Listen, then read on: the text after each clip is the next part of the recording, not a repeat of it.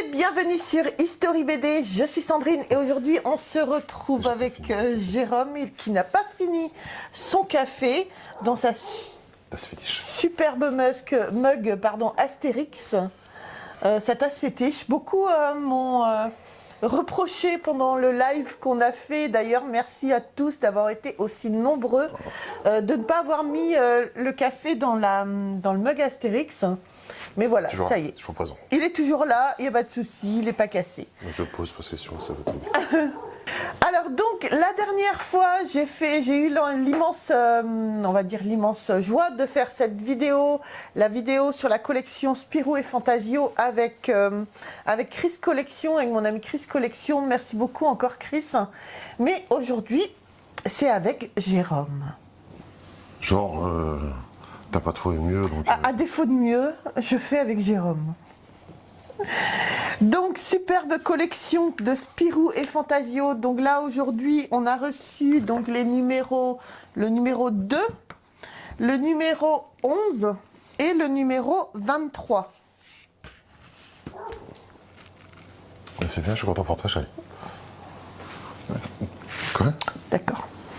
Donc, le numéro 2, c'est « Il y a un sorcier à Champignac ».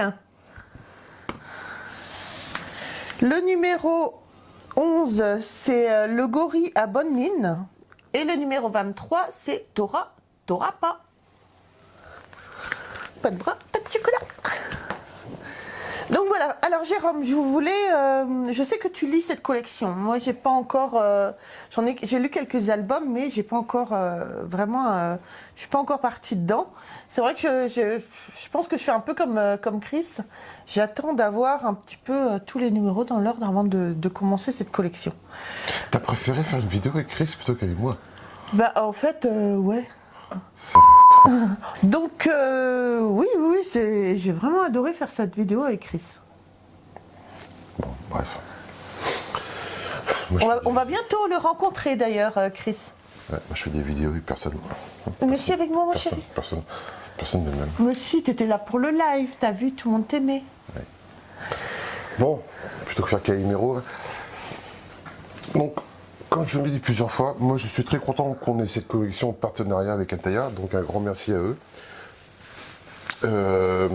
C'est une collection, je commence à me dire qu'on aurait finalement faite, parce que comme j'ai dit plusieurs fois, trouver les premiers albums de Spirou Fantasio, c'est quelque chose de très dur, très compliqué et de très cher. Donc là, on a un très bon compromis.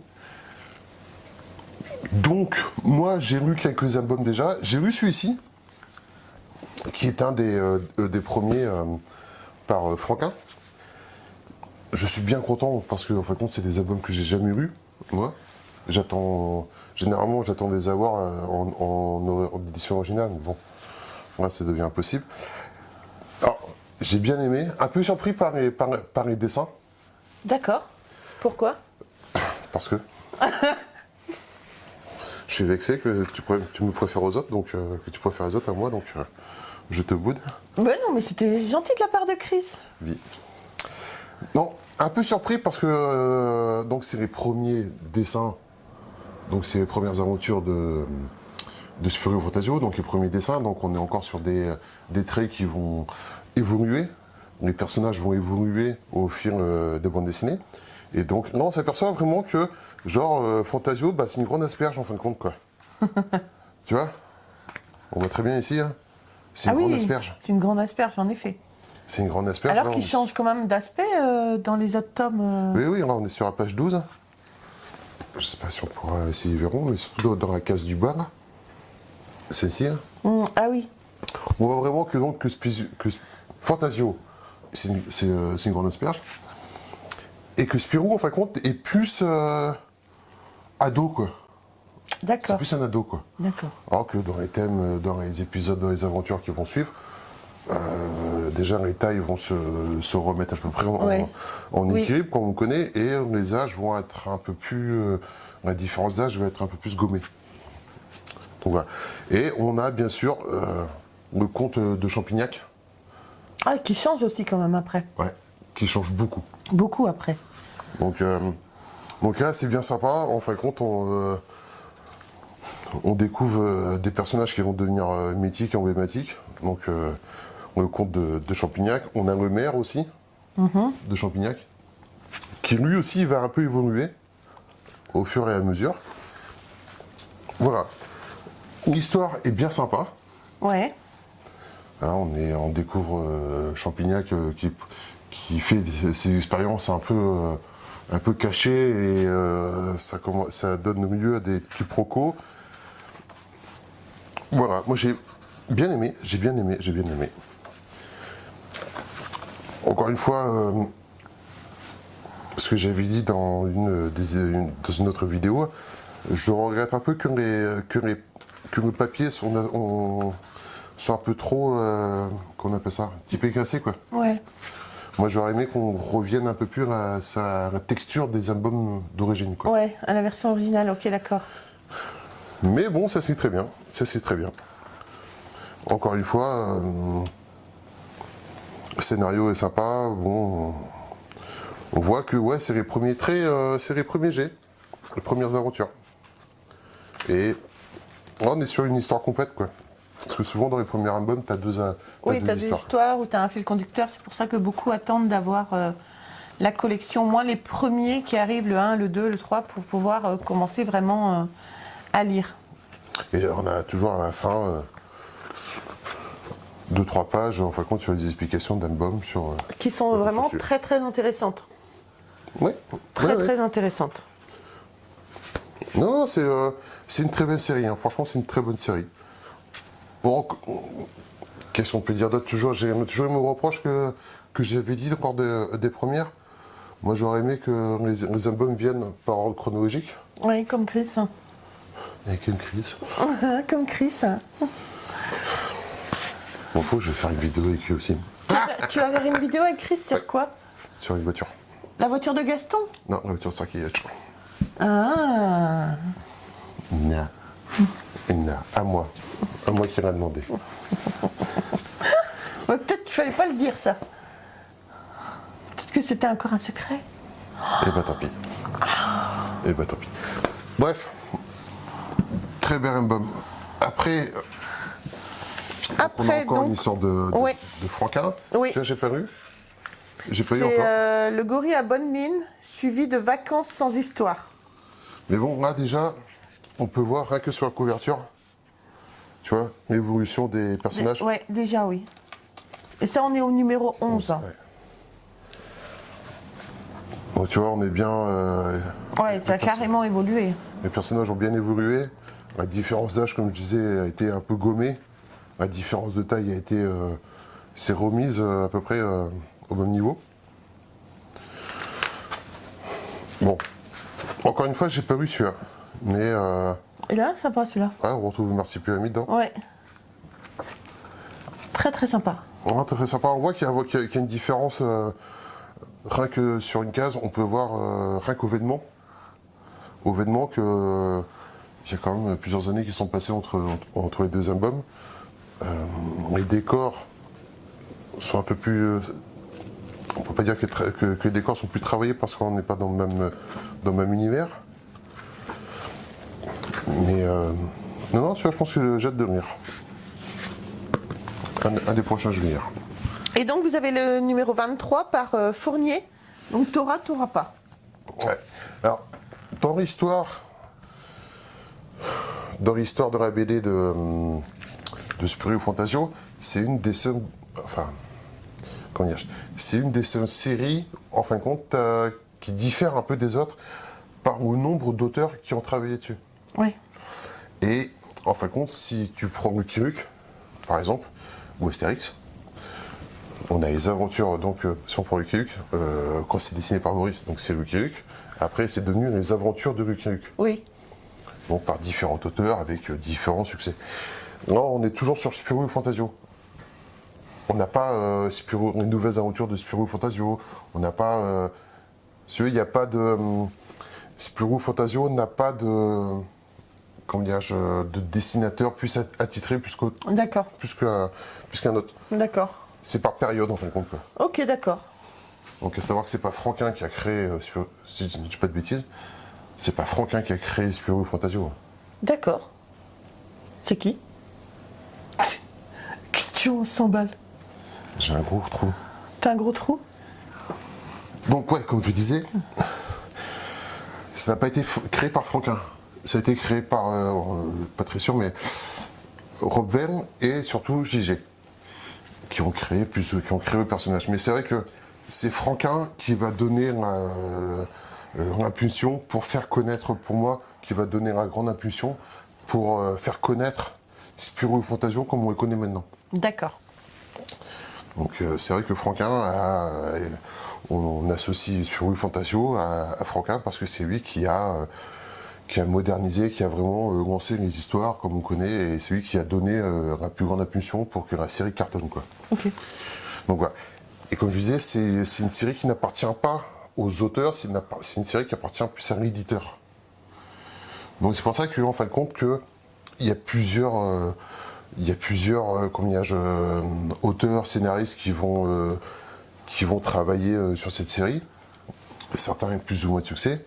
Et à chaque fois que ça change, automatiquement, il y a un changement de dessin, de mise en page, tout ça. Et je sais que j'avais vu un petit documentaire sur Fournier.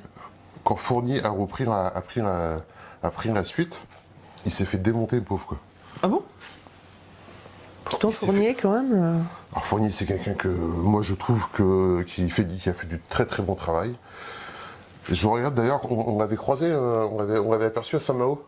Il était en dédicace chez Black and White, non? Ou sur un autre? Non, c'était pas Black and White.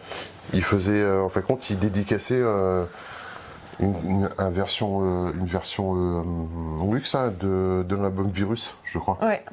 Mais juste quand on est arrivé, il partait. Il avait fini sa journée, donc. Ouais, c'est con, j'aurais bien aimé vous dire deux mots. Moi, personnellement, j'aime beaucoup, quoi. Et là, c'est lui qui est dans le tome, celui qui a fait le tome Torah pas. Ouais. Alors c'est vrai que il s'était fait critiquer parce qu'il était parti sur, tu vois, on n'est pas sur le même.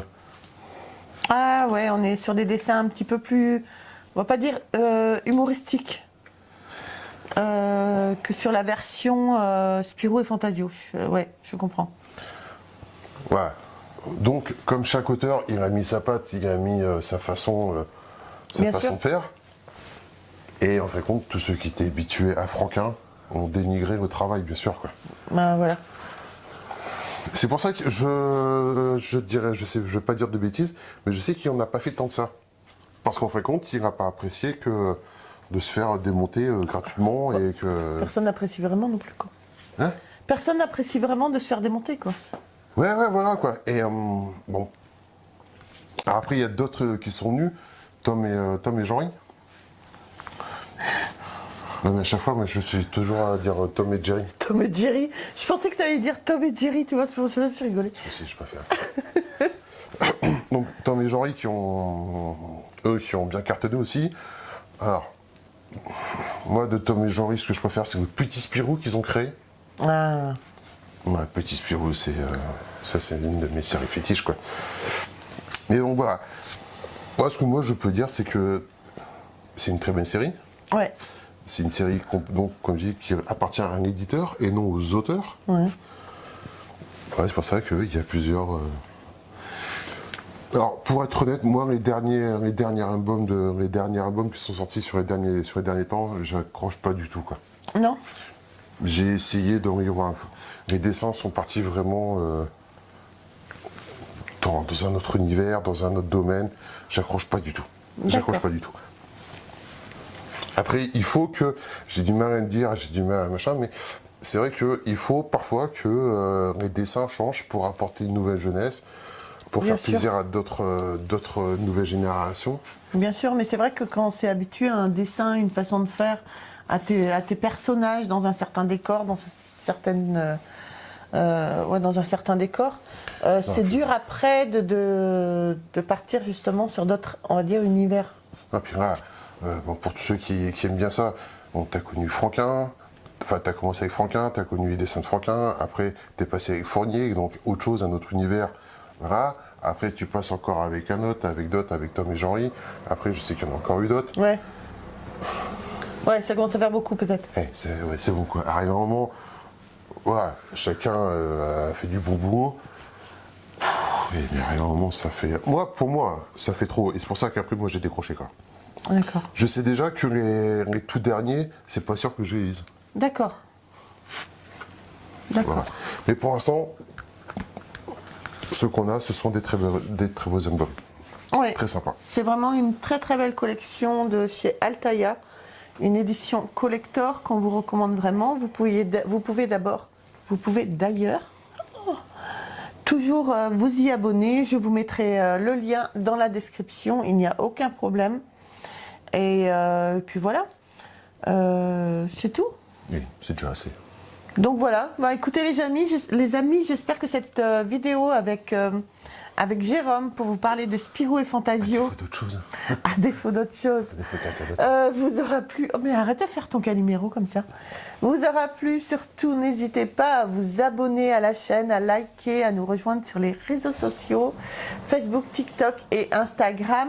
La prochaine fois, je reprendrai un petit peu avec les planches. Là, on vous mettra quelques planches pour vous faire justement découvrir les différences des dessins. Mais la prochaine fois, on reprendra un petit peu avec les planches comme on faisait d'habitude. Et puis, je vous montrerai l'avancée de la fresque également arrivée à ces numéros-là. Parce qu'on vient de recevoir un autre pack. Donc, du coup, il faudra que je vous prépare cette vidéo également. Sur ce, je vous embrasse très très fort.